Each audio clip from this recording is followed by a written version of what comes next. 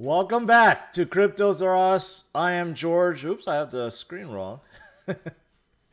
So today I want to talk about Bitcoin, of course, and why it's being held down. This is something that I've been talking about for the past few days, and it's pretty obvious that it is being held down at this point because of futures expiration. So I'm going to take a look at it and show you guys what I have found and what to expect after expirations.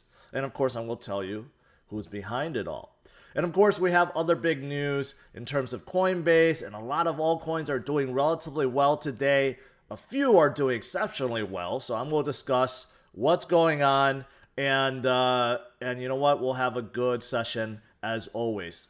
Jeff, I know you're you're very excited about BPro. I'll get to that in a little bit.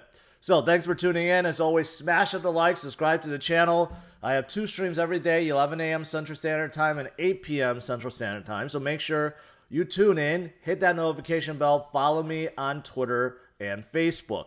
All right, those of you guys already in here, welcome. Let's do this. Let's get started. So let me change my screen here. So as you can see, Bitcoin is right around the same point as last night. We had a little movement where Bitcoin went up to about 52,000, and now you can see it came right back down to 50,000. And earlier, very in the morning, it got down to 48. But you could clearly see that there is something going on. Bitcoin is really never this stagnant, never this sideways. As far as I remember, for, I guess, a very long time. And I think this is done on purpose because something I've been talking about for the last few days is this week is Bitcoin's future expiration week. CME Bitcoin futures expires the last Friday of every month. And there are individuals or a single entity that really wants Bitcoin to stay around $50,000. Now, who is this individual? I think a lot of you guys know who I'm talking about.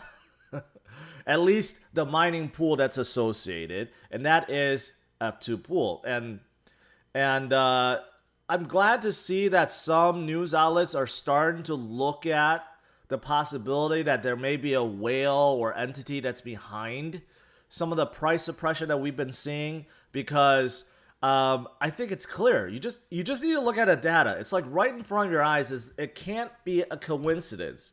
And this is what I'm talking about. So you could see that the sell volume for the last 2 days has, I take that back, not sell volume, outflow volume. But outflow means sell, because there's no reason why it would outflow other than to sell on exchange. But you could see for the past 2 days, the 24th, 25th. Now, even though these bars are not as high as this, but you can clearly see the volume spiked up, right? You could clearly see that each one of these represents about 2, 3, 4, 500 Bitcoins outflowing. And this is pretty constant. I'm on an hour chart. So every hour, there's about 2, 3, 4, 500 Bitcoins flowing out. So I don't think that's a coincidence. And you could and this black line is the 50,000 mark. And you could clearly see that every time, like over here, where Bitcoin went up to about 52, you could see that the sell pressure or the outflow increased. So it's very clear to me that whoever this individual is, whoever the whale is trying to keep Bitcoin at $50,000. This is why last few days I said we need to rally, because this is a good opportunity. I think this is a clear sign that, yes, they want it to be at 50,000, which means that they probably have some kind of position open where they're profiting from this, right? And I'm guessing it's a short position, because obviously Bitcoin just came down from 58,000 down to 50,000, right? And they may have wanted Bitcoin to go even lower. The lower it goes, the more they profit from, right? So, that's why I said this week is perfect week for us to rally together, get behind Bitcoin and crypto, and just drive things higher and really try to wreck them, as they have done for many people out there. A lot of people, a lot of longs got wrecked this week because of the shenanigans that went on, right? Now, you could argue that, yeah, maybe people were a little bit too greedy, too over leveraged. That's true. I'll say that is true. But overall, what we don't want to see is an individual or individuals be able to control the market like this, especially with derivatives around, right? With derivatives around, you can multiply your power exponentially, and also with futures, allows you to gain by dropping the market. And that's what we don't want to see. But the data is right in front of our eyes. And if you think this is normal, just look at the periods. Look at the 18th. Look at the 18th, 19th, 20th. You could see that that's normal for a normal mining pool, where the outflow per hour is more like 20, 30, 40 Bitcoins. You can clearly see 18, 19, 20, 21 even, very, very low outflow. And then you had this huge, gigantic outflow, which caught my eye, right? A lot of you guys know I talked about this. I'm like warning. And then you can see afterwards, after Bitcoin dipped about 47,000, you could see now the outflow is not as high, but the volume has definitely increased. It's a big difference between, look, before this Sunday and after this Sunday, right? This is why I'm saying this can't be a coincidence, right? Some people will argue, well, it's too low. It has nothing to do with it. No, come on, put one and one together. Put on your Sherlock Holmes hat. You'll realize this can't be a coincidence, right? This can't be a coincidence. So something is definitely going on. But overall, the thing is, we can't panic over this. We need to stand together, and we need to take advantage of it. We need to take advantage of it. How do we stand together and take advantage? Well, actually, it's the same thing. You simply buy the dips. You don't panic sell. You don't panic sell. That's what you don't want to do, right? And you take an opportunity to buy more, buy the dips, and hodl, because we will get through this. And when we get through it, then you go prosper even more, right? So that's how we stand together and, of course, get the word out. Get people to recognize that there is a party behind this. And hopefully people do more investigations and pinpoint the exact address, who it is, and eventually we'll discover them once and for all, right? So that is what's happening right now. And you could see that, look at this news article. Bitcoin futures open interest hits 19 billion, right? So there are a lot of individuals that's set to make a ton of money with Bitcoin futures. So this is why I know this is the reason why Bitcoin is at 50,000 right now, and it's not moving any higher. It's not moving higher. It's really not moving any lower either, because there are a lot of strong hands, a lot of bulls. MicroStrategy purchased the $1 billion of the Bitcoin. Square joined in the party. So there's a lot of people that is behind the scenes that is also buying. That is why Bitcoin is so stagnant right now. Just seems like it just will not move, right? But that's what's going on. So what do we expect after Bitcoin's futures expiration? Well, I think we're going to see some big moves. I think we're going to see some very, very big moves afterwards. Today, tomorrow is going to be interesting. Today and tomorrow is going to be very, very interesting, because today, obviously, we still have a full day in Thursday, and then we have full day Friday, right? We could, like what this says, harsh intraday swings. Right now, we haven't seen it. We could see that. We could see a one last, attempt by the whale or whales to drive Bitcoin lower. And can they drive it back to 48? Can they drive it back to 45? I guess it's possible, but that's why I'm eyeing this. If we see like a big outflow, they're going to try really hard. Right now, they're trying to just keep it at 50,000, right? So can we see some major volatility today and tomorrow? Yeah, I think so. But afterwards, after this futures is gone, I'm expecting good things for Bitcoin. I'm expecting very good things for Bitcoin. Bitcoin has been on fire recently. It came down a little bit, right? It's holding. And after this future expiration, I think good things will come back and it'll continue on. This weekend, it could start as early as this weekend, but I looked at the weekend before, like after expirations from January. So that weekend was kind of like shaky, and then the week afterwards it started going up. So it could be something like that too, where after expiration on the weekend, maybe no big movement, but then we'll see a pretty sizable movement after the weekend starting next week. So we'll see. We only got a day left until tomorrow and then the weekend, and we'll see where things go, right? All right. So that's F2 Pool. That's what's going on right now with Bitcoin's price and futures expiration. There is a few other pieces of news I want to share with you. The biggest one that everyone is talking about is, of course, Coinbase financials are out. So if you do trade stocks, you do buy stocks, I would say Coinbase, once they actually they IPO and release their shares, this would definitely be a good buy in my opinion. Coinbase is on top of the world in terms of name recognition, I guess network effect, and they are making money hands over fist right now. In 2019, they operate at a loss, about $19 million. In 2020, they operate a gain about $330 million. And that is go exponentially go up in 2021. The problem is, I don't recommend anyone watching here to go on Coinbase. Unless you're there already, you're using Coinbase Pro, okay. But still, even Coinbase Pro, they're all part of Coinbase. They have horrible customer service. I get endless emails about problems about Coinbase. Like one individual emailed me, said that he's been on Coinbase for 3 years using Coinbase Pro.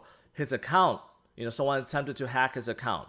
So he told Coinbase to suspend his account, which they did. Then he tried to get it back.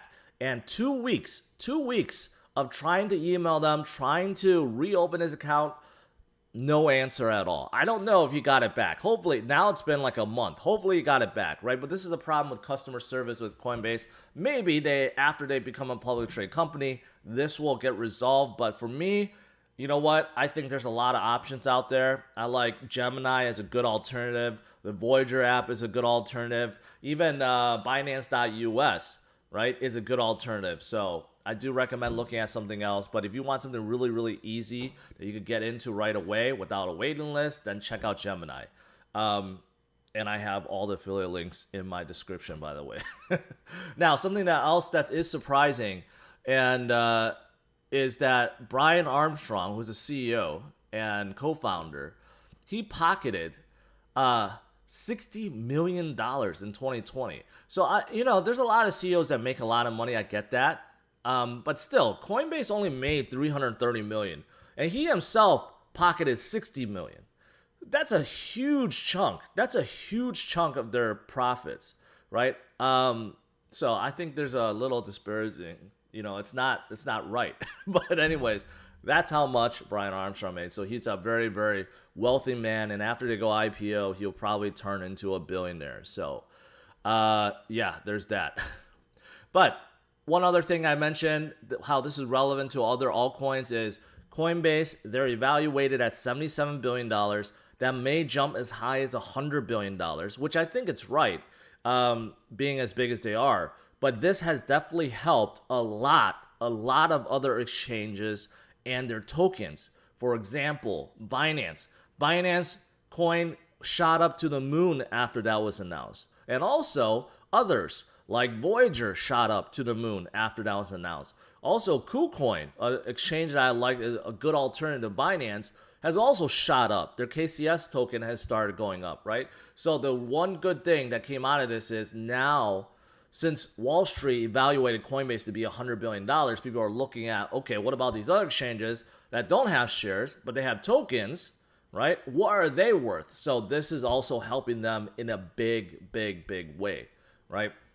Okay, so besides Coinbase, what else is there? Well, Cardano is doing pretty well. People are wondering why is Cardano doing well? Because a lot of people are very, very hopeful for this very hard fork, which basically introduces native tokens on the Cardano network. So I don't know what it's going to be called. You know how Ethereum-based tokens are ERC20, and then Tron copied that and said TRC20 for Tron native tokens. And there's a lot of native tokens on a lot of networks, right? But the Mary Hard Fork basically will introduce native tokens. And if you read through this blog, what they're really excited about really is what you could do with these tokens. Specifically, they mentioned NFTs. NFTs is getting huge. So now if you have native tokens, you can create NFTs, you can digitalize tokens. You can digitize things and just basically do whatever you want. And of course, this helps a lot of projects, dApps that will be coming on Cardano once it's done, to introduce their own tokens. Parasite is saying F2 pool is dumping right now. Well, I looked at it. They've been smarter. They've been smarter about it in terms of their dumps. Let's see if there's a peak. Oh yes, here we go. Thanks for that. See, since the beginning of the stream to now, I've been saying how their volume has increased, but look at this. A 1,082 outflow just happened. So, again, is this a coincidence? No. No, it's not a coincidence. So it looks like they want to do a little more damage before expiration, right? Just like how I got done saying, they want to keep Bitcoin at 50,000, but they want to drive as low as they can. It looks like they're attempting to do that. Whether they've done it already or they're attempting to do that, I don't know, but this is new. Even at the beginning of the stream, this didn't appear. So another 1,100 Bitcoin outflowed, and that can be used to try to drive the market down. So be careful. Be careful. That may be coming. Now, what else is there? MB tutorial. Why and how is BTC irreplaceable? Well, it has the name recognition. It has the network effect. It's the biggest. It's the ultimate store of value because there's a set supply and everyone is buying it. That's the reason why it's irreplaceable. And don't confuse most altcoins, 99.99% altcoins, do not compete with Bitcoin. They're not store values. So that's what a lot of people get confused by. They're like, oh, Ethereum could overtake Bitcoin someday. Even if it does, it doesn't replace a store value. Ethereum is not a store value. It's a utility. And same thing with a lot of these tokens. So don't confuse it. In terms of store value, it's going to be Bitcoin. No one will ever replace it. All right. So we just had a little warning sign for F2 pool. It's not as big a sell as before, but watch out. There could be some volatility, right? I just got done saying I think today, tomorrow will be interesting. There could be some major volatility, and we'll see what happens. But be careful. But besides a Cardano hard fork, a lot of people are just really excited about Cardano, which is why it's holding really, really well, and it continues higher. Now, something else that's really positive, I've been bullish on Binance Smart Chain because I've been saying Ethereum is congested. They need to figure out what to do, but they really can't because they're waiting. They're already working on ETH 2.0. So the dApp makers have to figure out what to do. So one of the projects I covered before, a DEX aggregator, 1inch, now just announced they will be expanding to Binance Smart Chain. Right now, moving to Binance Smart Chain is the easiest and makes the most sense. It's already EVM compatible. It's very easy to move over, right? And it's very scalable, very fast. So one of the biggest DEX aggregators, 1inch, is now declaring they're going to run their own node. They already deposited a lot of tokens there, and they plan on expanding to Binance Chain. Now, I don't know the full details of what this entails. It's not like they're moving entirely over because obviously when you're a DEX aggregator like Uniswap, SushiSwap, all these guys are on 1inch. But I do think this will expand so that other competing AMMs like Pancake Swap, Bakery Swap, I don't know what else is there, Burger Swap, they will probably be added to 1inch and they aggregate everything. So some people are confused that 1inch is a competitor to the DEXs. They're not. 1inch is an aggregator. They help all of them. It's like Trivago. Those of you guys that have heard Trivago for hotels, it's exactly what they are. They aggregate everything. They find you the best deals basically among all the DEXs. So you're going to see a lot more of this, right? It's going to depend on the dApps themselves to figure out how to solve the scaling problem. Because ETH 2.0 is still a while away. So in the meantime, do they just sit idle and let the competition run wild and run over them? Or are they going to do something about it? And 1inch is doing something about it. And it's happening across the board too.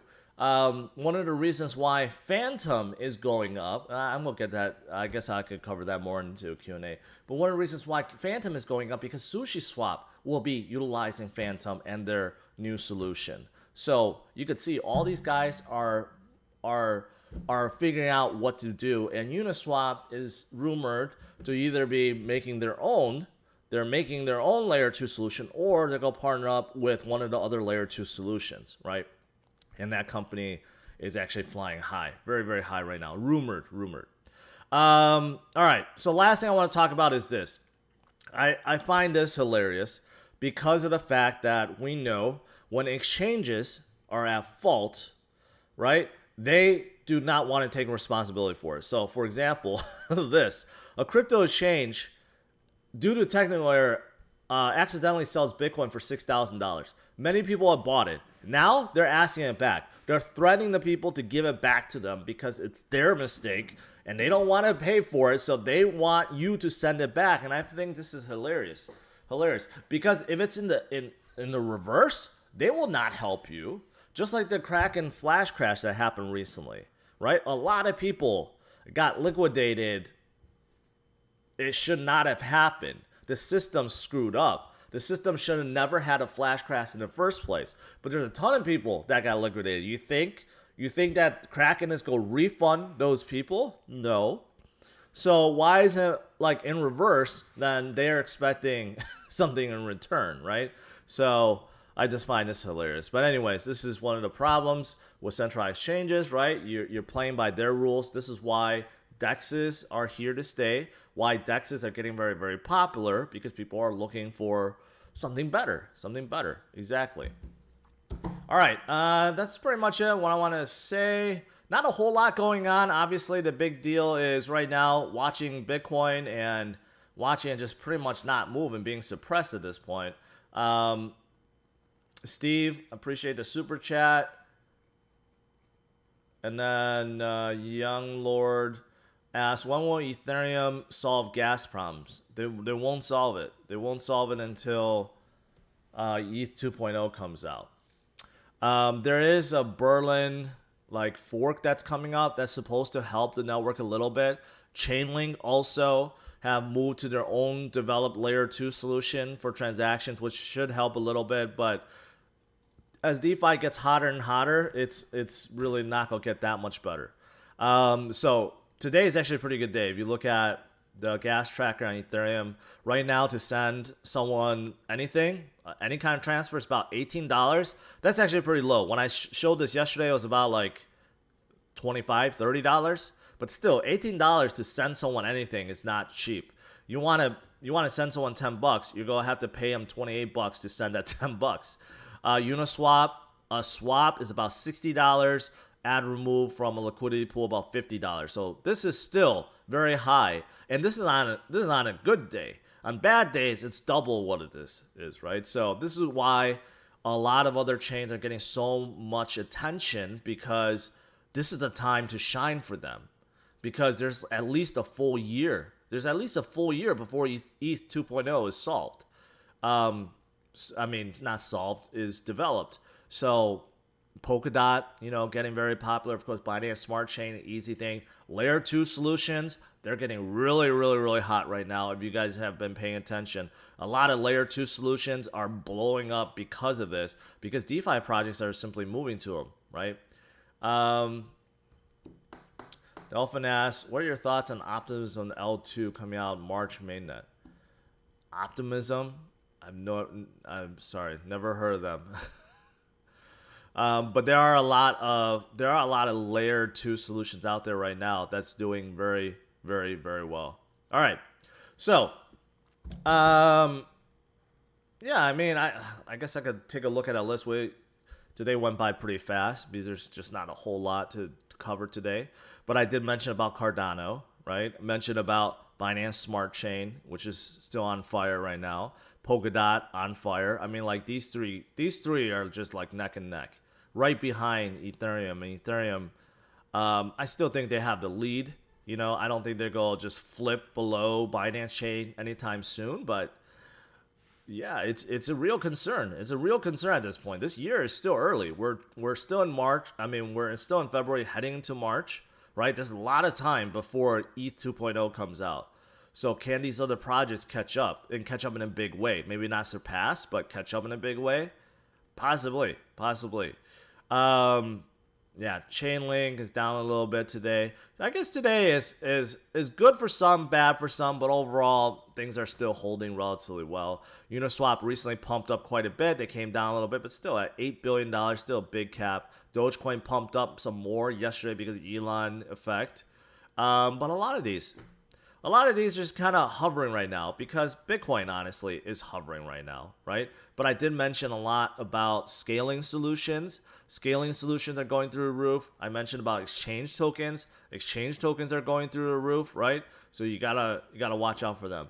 SushiSwap, I mentioned how they're moving to Phantom. So look at Phantom is going up through the roof. So some of these actually have legit reasons why they go up, not just through pump and dumps. DOT is programmed on Solidity and it's cheap by comparison right now. Yeah. Jordan asks, what about Umbrella Network? I haven't really done a deep dive on them.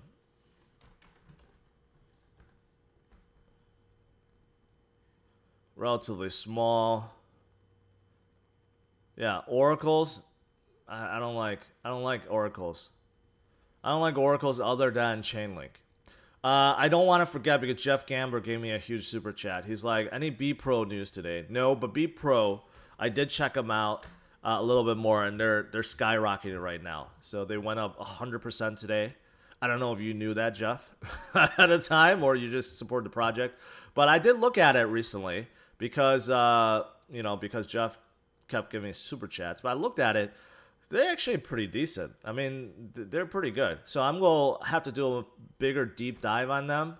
Obviously, pumping up this much, you got to be careful. But the team actually looks pretty good. They actually look like they're creating something that it's almost like they're white labeling their code so that people can program DeFi stuff, esports stuff much easier because it's like a white box solution. That's what they're all about, right? But looks pretty good. Looks pretty good. So congratulations, Jeff. If you were in it very, very early, then you made some good money. What else is there? Lua Swap, multi-chain liquidity protocol with near zero gas fees. Do you think this could be the next sushi? There's a lot, to be honest, there's a lot of swaps because everyone is coming up with a swap to try to, catch the momentum right now. But yeah, so it's part of a new exchange. Lua is part of the new Lua exchange, I guess. So yeah, it's probably not going to pump up as much as the others because even on Uniswap, it's not even on Uniswap. It's on FTX exchange, and it's not on Binance. So it's too early at this point. Too early.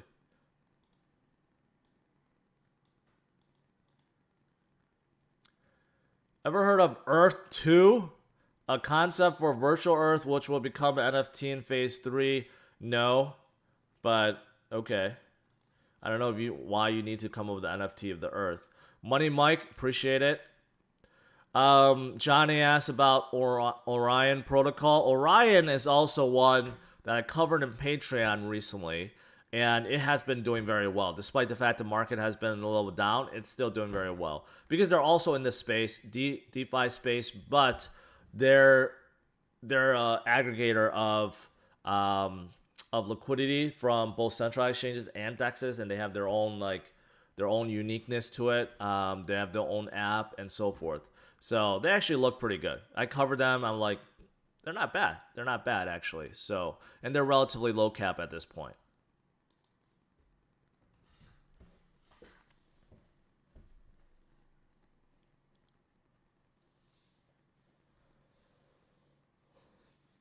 Hustle and Craft says BTC is crashing. Come on, stop it. It's not. It's at 50,000. It's not crashing. Like I said, F2 Pool is trying really hard to keep Bitcoin at 50,000. There's something very important about that mark. Maybe that's their break even. But if they can drive things lower, then I think they're going to profit more from it. But there's a lot of bulls out there. A lot of bulls that's eating it up. But we just saw that this happened. So obviously this is not a good thing. But another, 1,082 outflowed from F2 pool. So they may be planning something with that. So be careful. But yeah, you could see the volume, the outflow volume just keeps increasing, right? So obviously this is going, going towards tomorrow with futures expiration. Once that's over, we'll see what happens. But this weekend might be kind of stale. And then next week, I think we could see a good thing. Here's the good thing, though, right? Here's the good thing. Despite the fact there are shenanigans going on, but mainly this F2 pool thing, this phenomenon started in January. So whoever this whale is really didn't really do much until January, as far as the data shows. And then maybe earlier, far back they did. But here's the thing, though. Keep in mind that since December, Bitcoin has been going up basically 100% from its lows every month now. Every month. Been pretty consistent.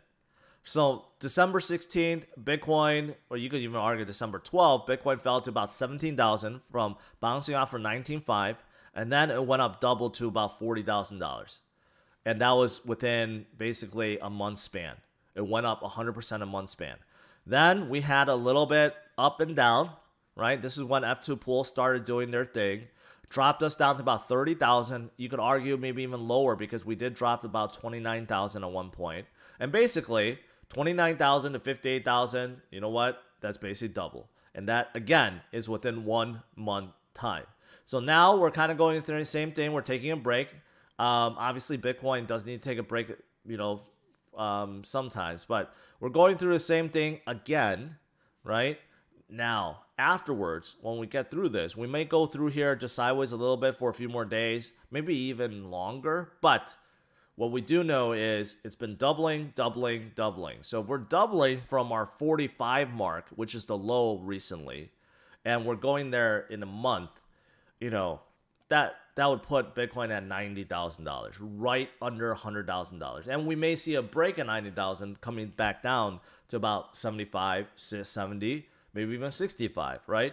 But this is the trend right now. We're basically doubling from our lows every single month. Now, will it do that forever? Probably not. But here, that's the important thing to recognize. A lot of people are fearful that, hey, we might be here forever. Bitcoin's never going to go up. Nah, that's nonsense. Bitcoin is here to stay. It's not going to be stopped by anyone. It's just that it may be stopped temporarily, slowly, but it's doubling. And right around the corner, we're going to see Bitcoin at $90,000, and we're going to forget all this. So that's the important thing to remember, right? I think too many people are now a little bit too panicking over what's going on, but let's just keep things in perspective. In December to January, we doubled from 20 to 40, right? And then we went up to 60. Next up, we may be going up to $90,000 after this.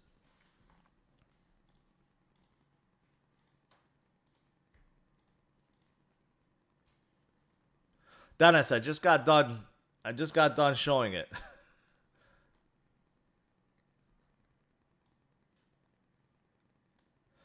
Crypto Alien, a former 10-year-old pro basketball player created crypto called Yield App. If you checked out this, I don't think him being a former basketball player has anything to do with it, or helps legitimize it. But Yield App, they give the best yields. Well, that doesn't entice me.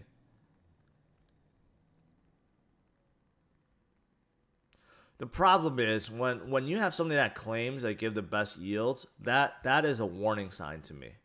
Because there's a lot of projects that claim you could get thousands, tens of thousands of percent, right? And that's just a warning sign. You don't actually want that much.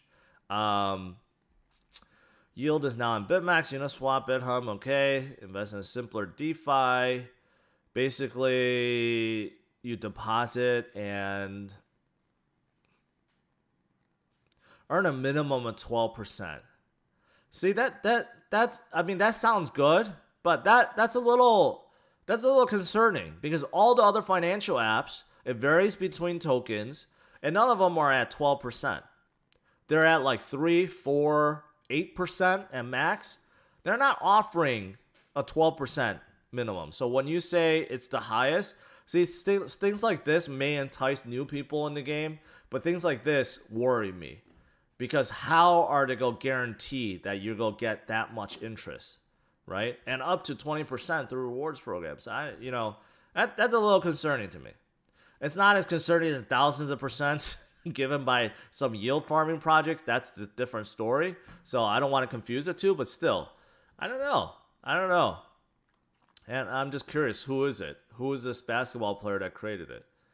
Does it show? No, it does not.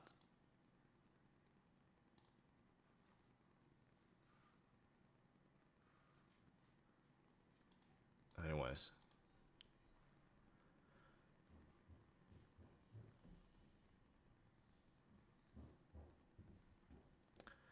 Bullish or bearish on T-Fuel?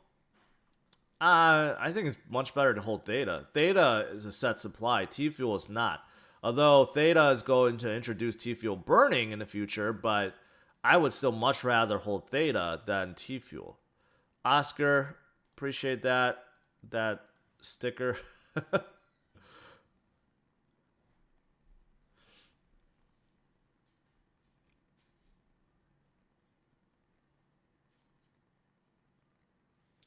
Can you talk about Reef? No, I don't want to talk about Reef. It seems like there's too many shillers of Reef. It's a financial ecosystem built for Polkadot. It's not live yet, as far as I can tell, and they're trying to do everything, like introduce all these apps. It's like a whole ecosystem of DeFi stuff. But I feel like there's too many shillers of Reef. Every single stream, everyone is asking about it. I feel like either they're paid or there's some other influencer that's really shilling it, and whenever that happens, that's like a warning sign. So, yeah. Juno asks, is VGX still a good play? Yes. I just got done talking about Coinbase's IPO. Voyager has gone up almost tenfold within a month. They definitely have been going up, and the Coinbase announcement made them go up even more. And they're a terrific company. Look at their circuit supplies, 100%. So they're maxed out. There's gonna be no more VGX tokens. So I think Voyager's a good hold. I think it's a good hold. And a good buy too.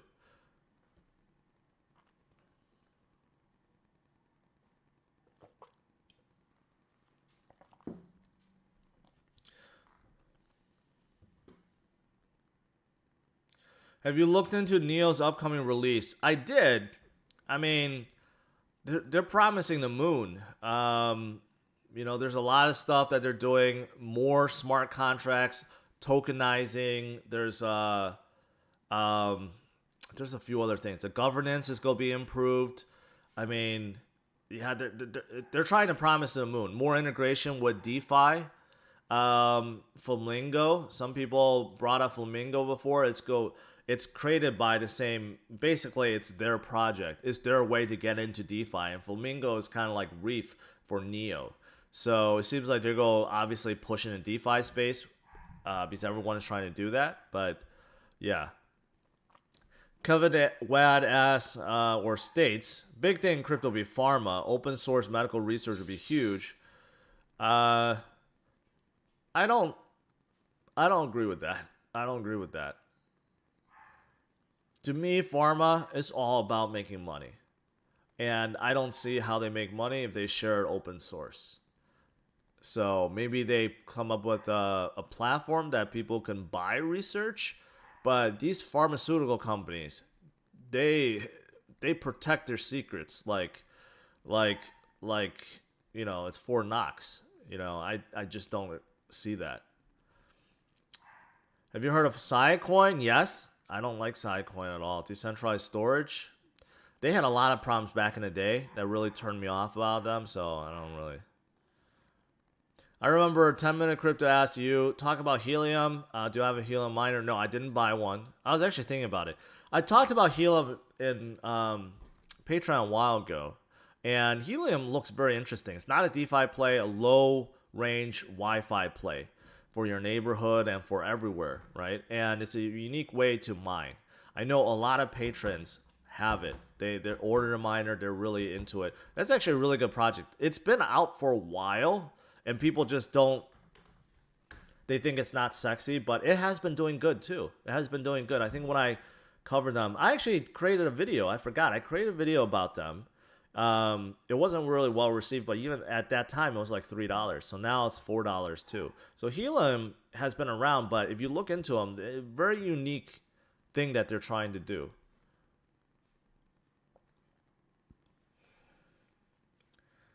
$3D Menace, Aswood, okay, Darwana Network, insanely low supply. Insanely low supply doesn't mean anything. If I come out of George Coin and say there's one only, that doesn't make it insanely valuable. I mean, that's a trick that people play to make you think that it's valuable. But don't look into a project just because it has a low supply. What are your thoughts on Nexio compared to BlockFi and Celsius? I know Celsius very well. BlockFi, I'm starting to learn. But they basically do the same thing, right? Basically, you can stake, you can loan. It's pretty much all the same. And Nexo has been around for a while, but I don't hear much people talk about it. So I haven't really looked into them. But obviously, you know, Avi's in that space. Venus, which I covered, they're still relatively small. They're on Binance Smart Chain. They're in that space. So yeah, there's a lot in that space. Is Seller a legitimate project? Yes. Seller is a layer 2 solution. And someone just sent me something about they're working on a new way, a new thing with their layer 2. I didn't quite understand it, but it seems like they're trying to really push this layer 2 solution. And it's like a weird, I don't want to say it's weird, but it's a new concept where they can help ETH DeFi project without them converting to or moving on top of Seller. So they're coming out with some kind of like a pool mechanism. So I don't know if it's gonna work, but it may. I mean, it actually seems like they're doing something different. Okay, thank you, Jason 3D. Thank you. All right, I think that's pretty much it. Bitcoin is still a little bit lower, 49.5. We weren't able to hold 50,000, at least not yet. But like I said, for the past few days, this week, right, we need to stay strong as a community, right? We need to stay strong, hodl, don't panic sell, and take the opportunity to buy the dips. And if we all collectively do that, everything will continue to go up and up and up. And there's nothing that F2 Pool or the whales can do about it, right? So that's what we need to do collectively, and of course, get the word out, let people know what is going on. But in the meantime, today and tomorrow, be careful. There might be a lot of volatility. I just showed you guys F2 Pool. They had another 1,000 BTC outflow. Maybe they plan on doing something with that, or maybe it's just going to be eaten up. Don't know at this point, but just be careful. Today and tomorrow, we may see some volatility. But right now, it seems like Bitcoin is simply stuck around this 50,000 mark because they want it to be stuck. But that's why we need to do something about it. We need to get it higher, and maybe we can do some real damage to them once and for all. All right, thanks for tuning in, guys. As always, smash the like, subscribe to the channel, check out my Patreon page if you want to talk with me and others, get some exclusive content. Also, check out my Teachable page if you want to get a crash course on Bitcoin. All right, until tonight, 8 p.m. Central Standard Time. Okay, take care, guys.